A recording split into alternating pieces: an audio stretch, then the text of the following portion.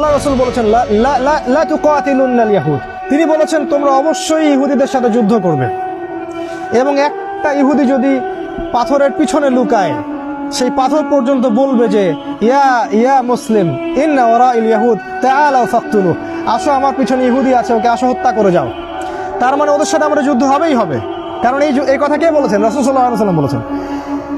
তারপর যখন তারা আমাদেরকে ঘিরে ফেলবেন সিরিয়ায় ইহুদিরা, এবং তাদের লিড দিবে দাজ্জাল, দেন ঈসা আলাইহিস সালাম আকাশ থেকে নামবেন ফেরেশতার ডানায় ভর দিয়ে, এবং তাকে দেখে দাজ্জাল, তার হাতেই দাজ্জালের হত্যা নিহিত আছে। এরপরে যে স্টেটটা কায়েম হবে সেটা হলো খিলাফা স্টেট, সারা ওয়ার্ল্ডে মুসলিমদের খিলাফা স্টেট কায়েম হবে। এমন হতেই পারে বাংলাদেশ, অবশ্যই বাংলাদেশ, ইন্ডিয়া, পাকিস্তান, এই সমস্ত কন্টিনেন্ট এই খিলাফার আওতায় চলে আসবে। পৃথিবীর কোনো গভর্নমেন্ট এটাকে ঠেকাতে পারবে না, পৃথিবীর কোনো গভর্নমেন্ট এটাকে ঠেকাতে পারবে না।